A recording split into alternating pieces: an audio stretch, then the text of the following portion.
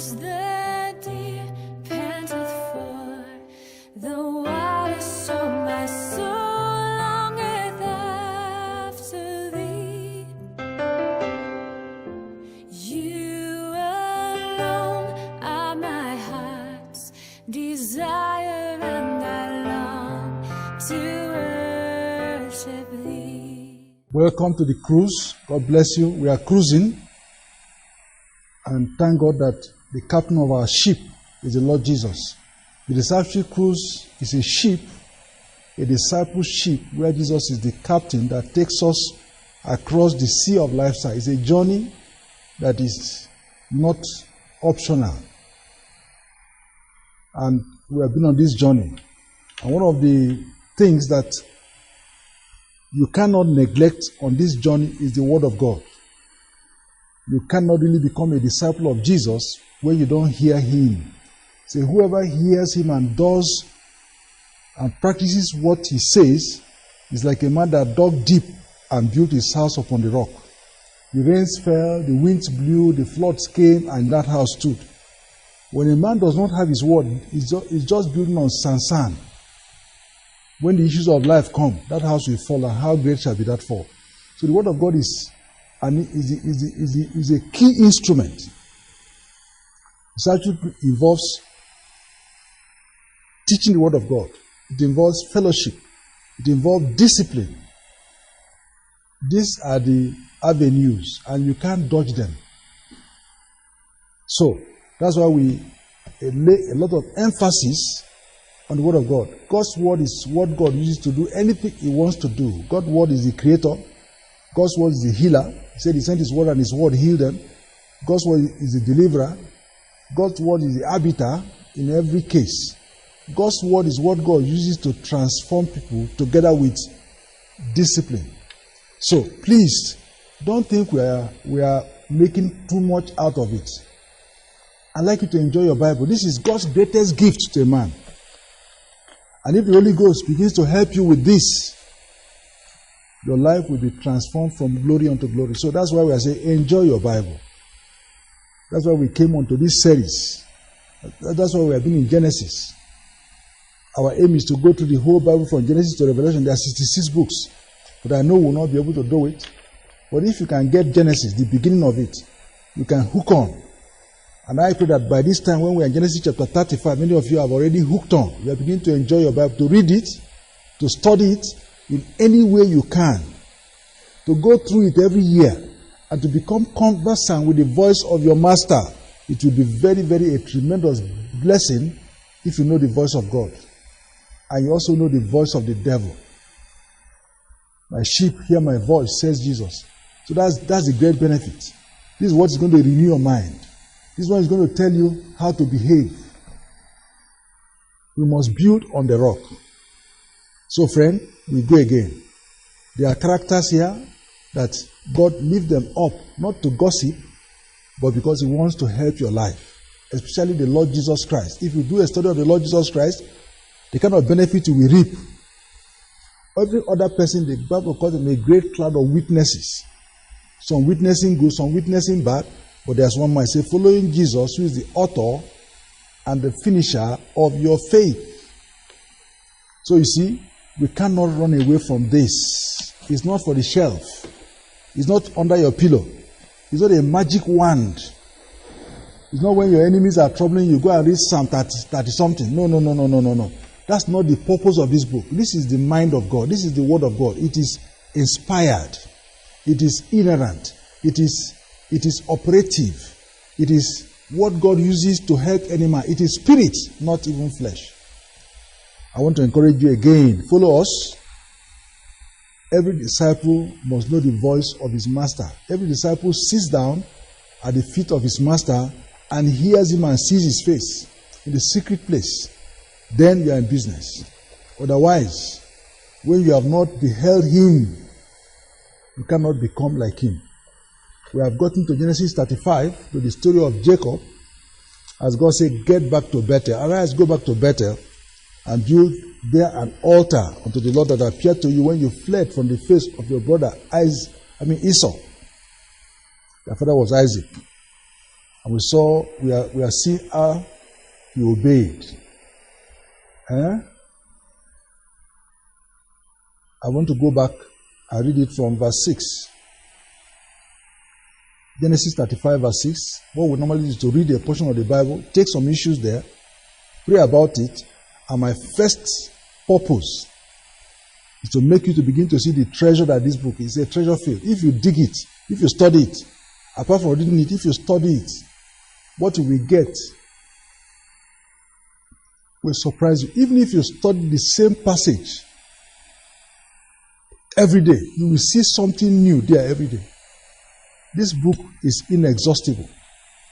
That's God. You are touching God when you read this book. Spiritually. I know some people study it to pass exam.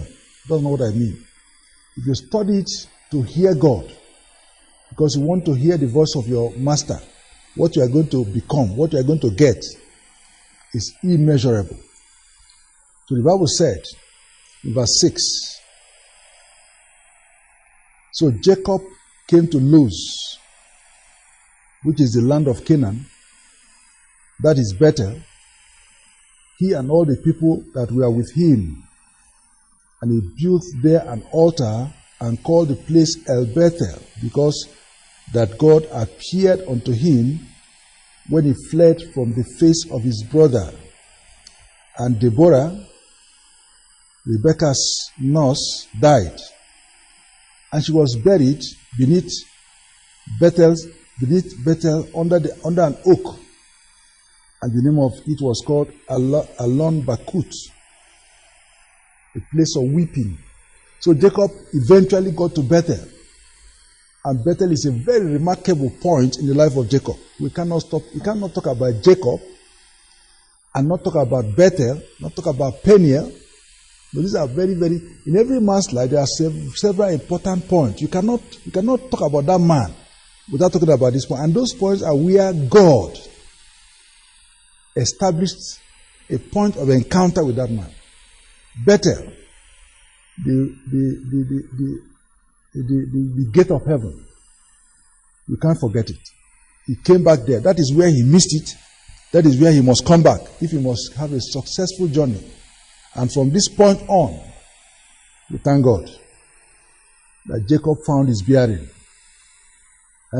He came there, he and all the people that were with him. I think I've stressed this, but I cannot overstress it.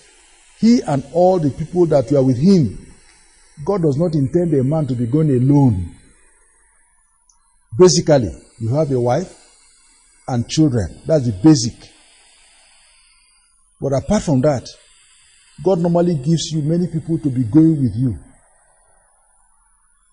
A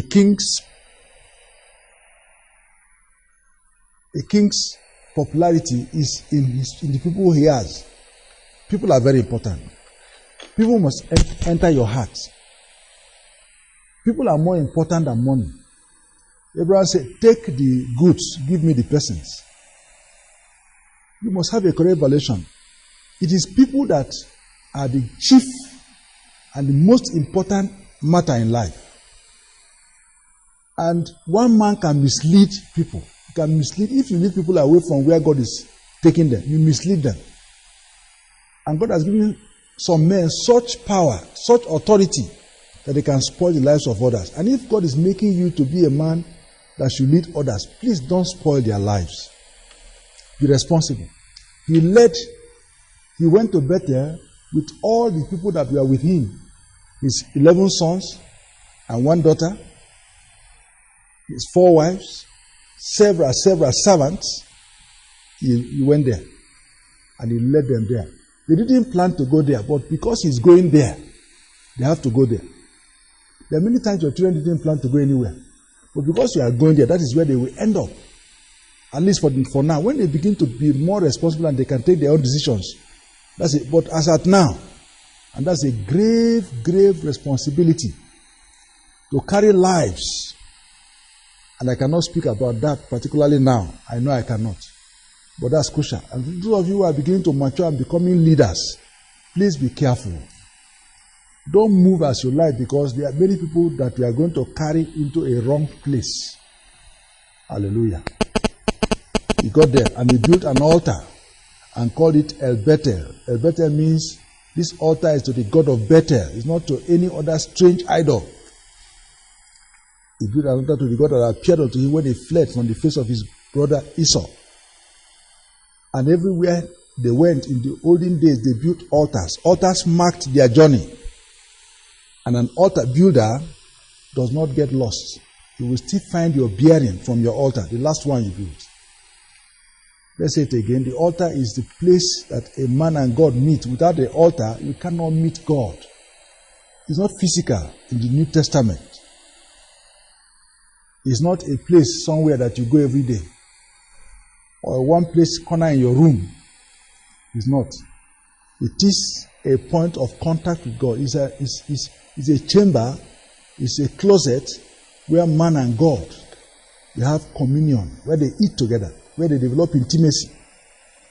And our fathers of old, Abraham, Isaac, and Jacob, they were altar builders. And today, if you are going to become a great vessel in God's hands, you're going to be an altar builder. Jesus was an altar builder. So one thing is needful. And that one thing that is needful is not activities, it's to constantly sit at his feet and hear him and mark what he's saying. And you will keep growing in his presence. There must be fire on that altar. And we can't overstress this. The most important relationship you must have in your life is upwards. And if the upward one does not work, the horizontal one will not work. Hallelujah. And something happened in verse 8. But Deborah, Rebekah's nurse, died, and she was buried beneath Bethel under an oak, and the name of it was called Allon Bakut. Deborah died. I have never heard about this Deborah before now. This is the first time we heard about Deborah. They say she was Rebekah's nurse. Remember that when Rebekah, in chapter 24 of Genesis, was going to marry Isaac, and that servant of Abraham came to take her from her place, that when they were sending her forth, they sent her with some ladies. One of them must have been this Deborah. She was the one that nursed Isaac. No, she was the one that nursed this Jacob and Esau. I don't know how she appeared again at this point, but the Bible says but. It's not an and, it's a but. It was not supposed to be, but that's what happened. We don't know whether she was living in Bethel, whether she was coming from Mamre or Hebron, or whether she followed them back but she just suddenly died. And there's no everlasting person. Prepare for your death. Because one day, you are going to go out of this earth. Your spirit will leave your body. And your carcass will lie lifeless. That's what they call death. And we have to bury you. I think Jacob called the name of that burial place Allon Bakut, the place of weeping. The oak of weeping. I think they wept there. And that's how life is. There are places of joy and dancing. There are places also of weeping. But the Bible says it's better to go to the house of a dead of burial than the house of feasting. Because when you go to the house of burial, you learn a lot. But these are issues that mark a man's life. We're only praying that people will die in their due order. That I will not bury my children. That my children will bury me. It's normally very grievous when you bury your children. It's not the normal cause. In fact, in some tribes, you don't see your child's corpse. Thank God that Deborah, we don't know about Rebekah, the mother of, but we know that Rebekah is no longer there actually. As they're going back home now, we will see. But Deborah died. And what is important to me here is that this man marked his journey. There's a El Bethel in Bethel. Here again, there's a grave. And normally in my place, they put a stick at the head of the grave. They say this is where our father was buried. These are landmarks, markers Now, sometimes we become careless with our lives. There are many things I regret. So, what is the date of your baptism? When did you graduate from school? What happened? You don't mark your life. So you don't even know when you are not making progress. So from now henceforth, I want you to be deliberate. Mark those dates. They are crucial, they are important. What happened, when happened. There are some times that in life, what they used to know something is, they say in 1925, that was when influenza, there's one sickness they call influenza. You know, this 2020 is a very terrible year in history. The year of what? COVID-19. But many of you don't know it. In 2 years or 3 years, say, what happened in 2020? Say, nothing happened. But this year has been remarkable. This year has been very, very tough, but very wonderful. This year, from February, from March, for up to July, lockdown. And that was one of the most enjoyable period of my life. I didn't travel anywhere. I was at home. And I really had a wonderful time. I don't know what happened to you. But I have marked it. I have marked it. Don't be careless again. Because when you start falling, what is going to help you to recover is those markers on your journey. So they marked that grave. And they kept going. And God appeared again unto Jacob when he came out of Padan Aram. And God blessed him. And God renewed his covenant, renewed his promise. One thing about God I know is that God will keep speaking to you in a deeper manner what he said to you last time. If God begins to give you dreams, he doesn't give you dreams at the same level. Each time he comes again, the dream becomes deeper, deeper. That's God. So this promise was made to Jacob 21 years ago. God is going to renew it. But now it's going to reinforce it and make it deeper. Vision gets deeper. Vision gets clearer. So that the man knows where he's going. We're on a journey. Friend, we're on a journey. Don't joke with these markers. Don't joke with revelations that God gives you. Don't joke with what God is saying to your heart. Too many of us are too casual. We are too casual. We are too light.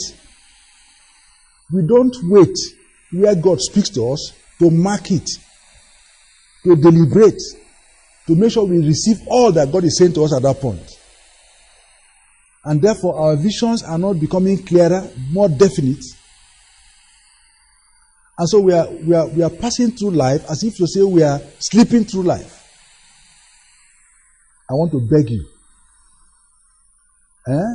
After God has spoken to him and left him, in verse 40, the Bible says, and Jacob set up a pillar in the place where he talked with him, even a pillar of stone, and he poured a drink offering thereon, and he poured oil on it. He marked it again. Some of you don't even have notebooks. Your notebook is that thing that they gave you during wedding. That small exercise book they gave you during wedding. That you don't know where you kept it. That's your notebook. That is how you mark your journey in life. When God speaks to you, you record it in a flimsy notebook. So of you students, I don't know how you think that it's good for you to put your notebook at the back pocket of your trouser and fold it. When we were young, our fathers used to show us their notebook. They used to go to school. But now I see people who are taking things lightly. You leave your notebook and rain beat it. It shows me how important, how you value it. Better buy hardcover books so that you can note God's dealing with your life, because that's one of the things you are going to hand over to the next generation. And if you don't have it, you won't be a rich man. It's not money that makes a man very rich. It is those legacies. When I look at John Wesley's memoirs, John Wesley's journals, and I keep wondering, these men, why are they so different from us? And Jacob was the one, he renamed that place. He called it Bethel, the house of God. And they journeyed from Bethel, verse 16, and there was but a little way to come to Ephrat. Ephrat is Bethlehem, the city of David, where Jesus was born. And Rachel travailed, and she had labor. They were just about to enter Bethlehem, just a little way, some few miles on their journey. And Rachel entered into labor, had a hard labor. It came to pass when she was in hard labor that the midwife said unto her, Fear not, thou shalt have this son also. He's a son. The son had brought out his head, but she passed on. There was no cesarean section that time. She passed on, hard labor. And the midwife. I'm concerned with the midwife. All of you midwives in the hospitals who catch babies, you don't know that God has given you a very, very wonderful ministry. Even if the mother died and you caught the baby. That's why it's because of the midwives that Benjamin did not die. Thank God for these midwives. They enhance the purpose of God.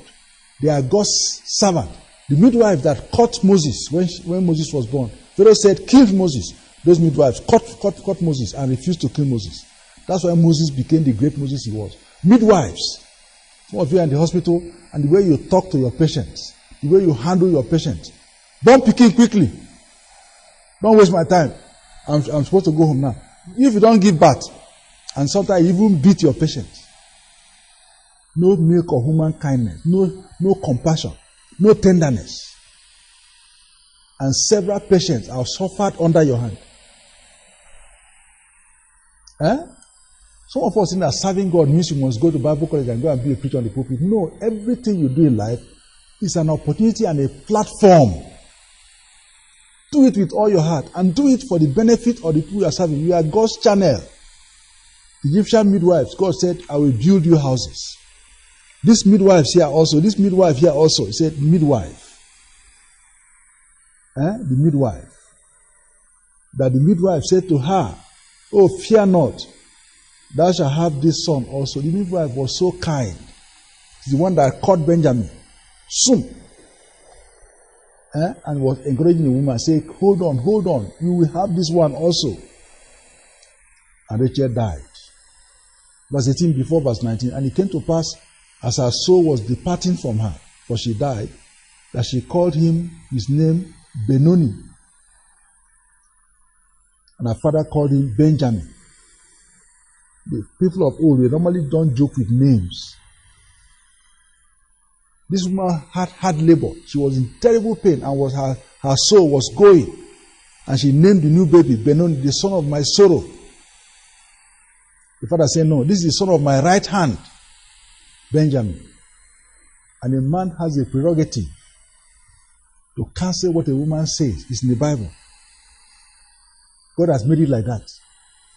If it was Jacob who called him Benoni, that was going to be his name. And in any place you could see him, is sorrow. Even though I know that a man can change his name, like Boaz. Boaz is one of the great men I know in the Bible. And I love Boaz. He refused the testimony of his mother. I don't know whether his father was there when the mother was in pain. Here I see the father said no. And some of you fathers who are negligent, who have abandoned your duty to your wife, who are in the house and things are going wrong. Your daughter is coming back at 12 midnight. You didn't ask her where she went. It's your wife who is asking her, where did you go? Some of you men, heads, but figureheads. You won't talk. It's your wife who has become a talkative because you are not talking. Things are going wrong in the house. You are the one that is keeping quiet. Your wife is the one that is making pronouncement. Thank God that Jacob didn't allow that thing to stand. But I have seen that you have allowed many things to stand. I wish I can spend time with you on this issue now. When you are in a place and you are supposed to talk, and God has given you authority, and you keep quiet, anything happens. The Bible says when a woman makes a pledge, and she has a husband, and the husband hears it and does not cancel it, it stands. If it's the daughter that you went and made a pledge, and your father hears it and keeps quiet, it stands. If this lady had kept quiet, if this man had kept quiet, what the wife said would have stood. And friend, I want to pray with you again. So, Benjamin was born. Benjamin was born. After Rachel died on the way to Ephrath, Jacob also set a pillar upon her grave. So throughout this chapter, I see pillars, markers on her grave that up to this day, it is called Rachel's grave unto this day. The Lord will bless you. Please mark your journey. Don't carry idols. You will not reach where you are going. You see, there's a burial place for all the patriarchs. They call it the cave of Machpelah. That's where Abraham was buried. That's where Leah was buried. That's where Rebecca was buried. That's where Sarah was buried. All of them. But Rachel didn't get there. Because Rachel always carried idols. Idolatry. Don't have idols in your life. Worship God and only God. If there are idols in your life, let me pray with you now. Let me pray with you now. Cast away those idols. Surrender yourself to God so that God can lead you on. Father, I thank you because you have warned us. You said that we must not worship idols. You hate it. Whether it's money, whether it's children, whether it's education, nothing must come before you. Nothing must enter our hearts and stay there. Whether it's husband, whatever it is, oh God. Whether it is physical images that we are carrying, Lord, cause us to throw them away. We just beg you that all those of us who are practicing sorcery, they will turn back to you now. We bless you. Lord, as you cleanse your children and you take us in our journey, bring us to the very center of your will for our lives. Lead us on and let your name be glorified. In Jesus' name we pray. Amen. For further inquiry or counsel, contact Threshers Media Center, number 1, Refuge Close, Ongwambarde, Sabon Tasha, Kaduna. Telephone numbers 0814-408-9412, 0805-845-5719. Email address threshersteam@yahoo.com, or you could visit our website at www.threshersteam.org.ng.